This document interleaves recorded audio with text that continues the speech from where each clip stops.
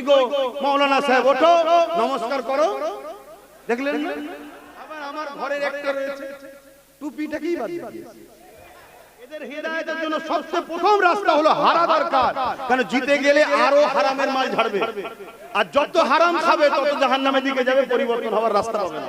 করতে নেবে যেমন আল্লাহ আকবার বলবি না, নমস্কারও বলবি না, কেন নমস্কার আমার হিন্দু ভাইদের স্টাইল, আর আসসালামু আলাইকুমটা আমাদের স্টাইল। এই বলবি আমার প্রিয় দেশবাসী, আমার বাংলার মানুষ, আমি তোমাদের ঘরে যদি জিতাও বাসটা ভালো হবে। তো দল করার জন্য এত সব নিজের একটা দল করতে পারছিস দুজন মিলে দল করতে পারছিস। এমন লোকের দল করতে গেলি যে লোকটা বলছে কোরআন শেষ হবে উন্নতি শেষ হবে, এই কথাটা মানিস? মানিস? যদি বলেন না মানিনি, আগে প্রথম এই কথাটাকে তোর নেত্রীকে ক্লিয়ার করতে বল যেটা আমি ভুল বলেছি। আমার উপরে রাগ দেখিয়ে লাভ নাই।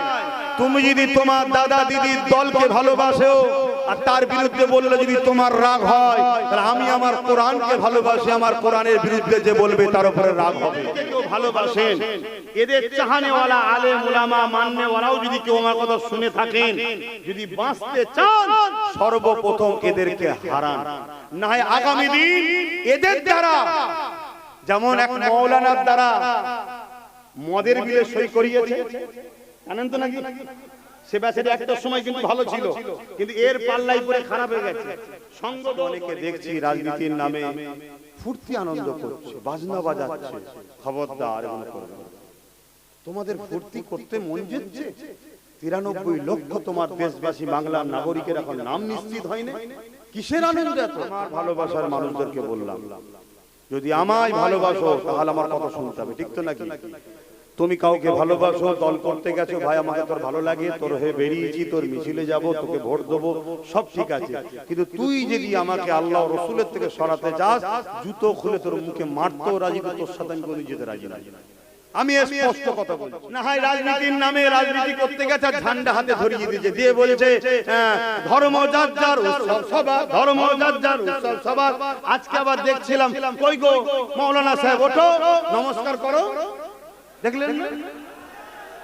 তা আমি তো শিখাবো, আমি তো শিখাবো রাজনীতি করতে নেবে যেমন আল্লাহ আকবার বলবি না, নমস্কারও বলবি না, কেন নমস্কার আমার হিন্দু ভাইদের স্টাইল, আর আসসালামু আলাইকুমটা আমাদের স্টাইল। ওদের রাজনীতি যখন করতে গেছি সেখানে দেশের মানুষ আছে, হিন্দু আছে, মুসলমান আছে, সেখানে আসসালামু আলাইকুমও বলার দরকার নেই আর নমস্কার দিবারও দরকার নেই। ওটাই বলবি আমার প্রিয় দেশবাসী, আমার বাংলার মানুষ, আমি তোমাদের ঘরে যদি জিতাও বাসটা ভালো হবে। তো তাই তো নাকি? হাই দেখেন বলছে ঠিক, উঠে আপনার যা বলার সেটা বলবেন, যে আমাকে যদি জিতান আমি আপনাদের জন্য বিধানসভায় আওয়াজ তুলবো, এলাকার যা প্রয়োজন আছে সেটা মিটাবো, এই তো কথা রে বাবা। কিন্তু না, ওখানে বলতে পারছে না যে এটা আমাদের বলা যায় না। কেন? যদি আবার টিকিটটা ক্যান্সেল করে দেয়। এটা গেল। আবার আমার ঘরের একটা রয়েছে টুপিটাকেই বাদ দিয়েছে। হাই রে তুই কি? হ্যাঁ ভাই ভাইয়ের জায়গায় ভাই, ভাই ভাইয়ের জায়গায়, রাসূলুল্লাহর আগে ভাই নয়, দিনের আগে ভাই নয়। আমি তাকে ব্যক্তি আক্রমণ করছি না, তার হিদায়াতের জন্য দোয়া যেমন চাইছি, ইনার হিদায়াতের জন্য দোয়া চাইছি। আল্লাহ এদের দুজনকে হিদায়াত করুক, বলুন আমিন।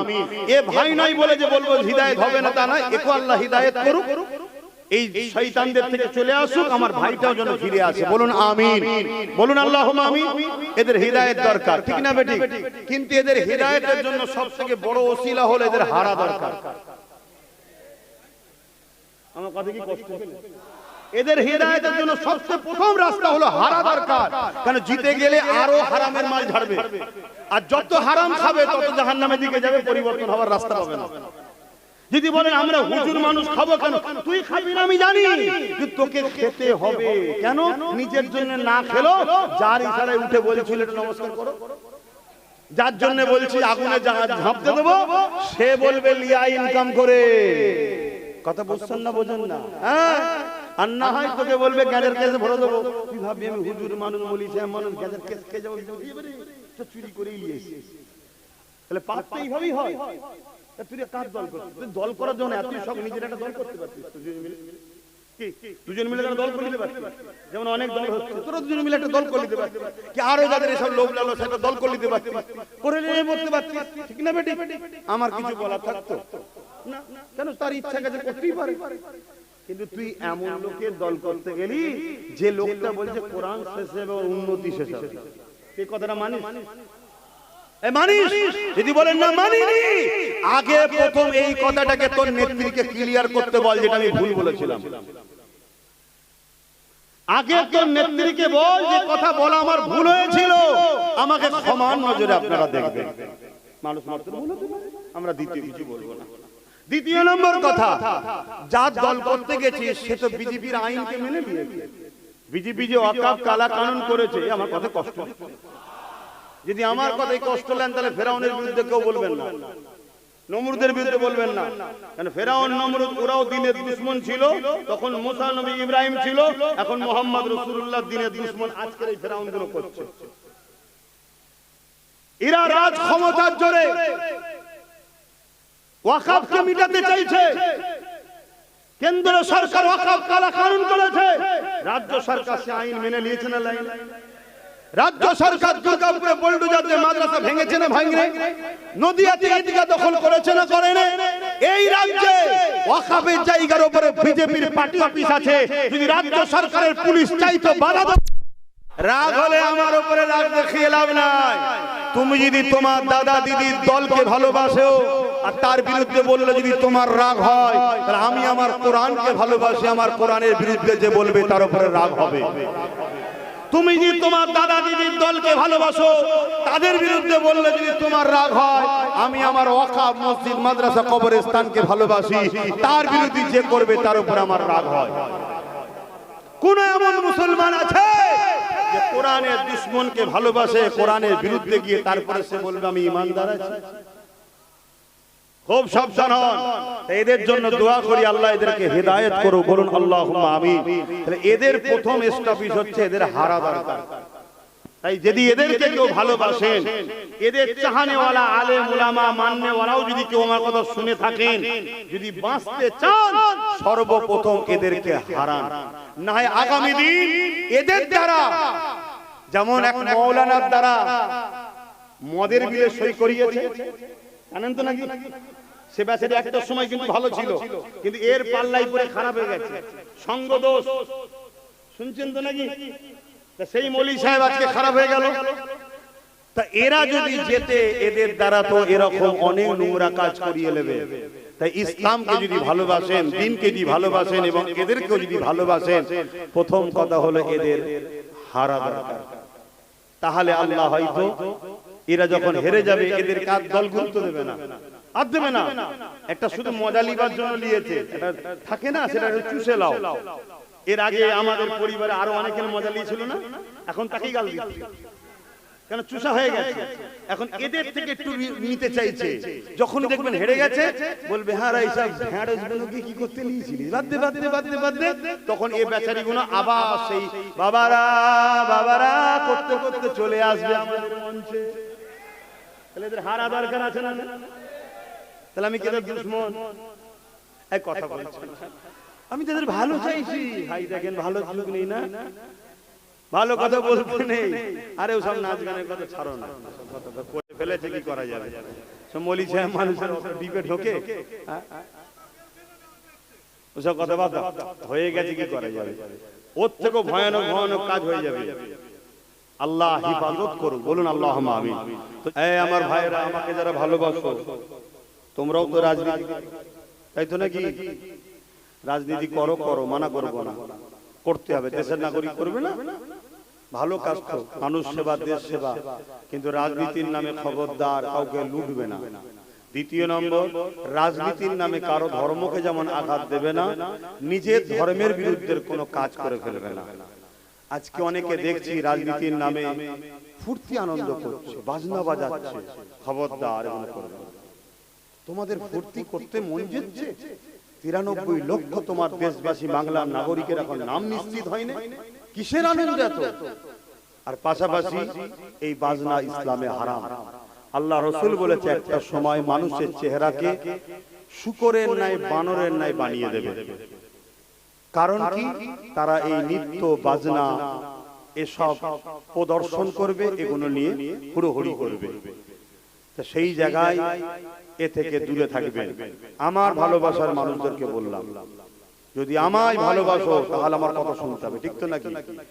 তুমি কাউকে ভালোবাসো, দল করতে গেছো, ভাই আমাকে তোর ভালো লাগে, তোর হয়ে বেরিয়েছি, তোর মিছিলে যাব, তোকে ভোট দেবো, সব ঠিক আছে, কিন্তু তুই যদি আমাকে আল্লাহ রসুলের থেকে সরাতে চাস, জুতো খুলে তোর মুখে মারতেও রাজি, তোর সাথে আমি কোনো যেতে রাজি না।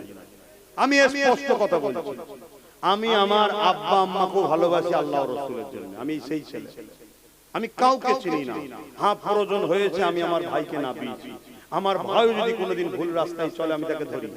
একবার একটা রাগের মাঝে একটা নোংরা ভাষা বলেছিল আমার ভাই, আপনারা জানেন কি জানি না, আমি ঘরে ডেকে ডেকে বলেছি, দ্বিতীয়বার যদি এই কথা তোর মুখ দিয়ে বেরোয়, নিজে যদি কন্ট্রোল না করতে পারিস তাহলে রাজনীতি করতে হবে না, চলে রাগ হবে, লোক অনেক কিছু বলবে, নিজেকে কন্ট্রোল করতে হবে।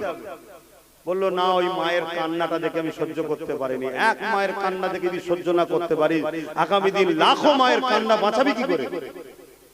তাকে আমি বড় ভাই হিসেবে বুঝিয়েছি। হ্যাঁ, কিছু এআই ছবি করা যায়, সেসব ছবি করে আমার ভাইয়ের বিরুদ্ধে প্রচার করছে, আমার বিরুদ্ধে প্রচার করছে।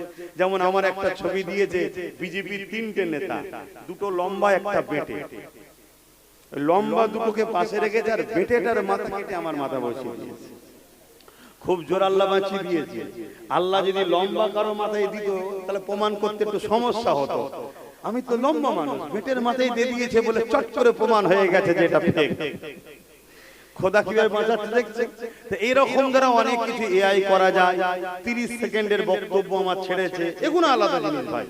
কিন্তু হ্যাঁ, যদি অন্যের দেখা দেখি কেউ এই রাজনীতির নামে অন্য কোন ধর্মকে আঘাত দাও বা অন্য কোন ধর্মের উৎসবকে নিজের কালচারের মধ্যে নিয়ে আসো, আমার ভালোবাসার মানুষদের বলবে এটা অন্যায় হচ্ছে, এটা ড্রামা, নাটক, নাটক করা উচিত নয়, মানুষের সঙ্গে ধোঁকা দিও না। তোমার কোনো কিছু নাই, তুমি মন্দিরে চলে গেলে, তুমি মন্দিরে কেন গেলে?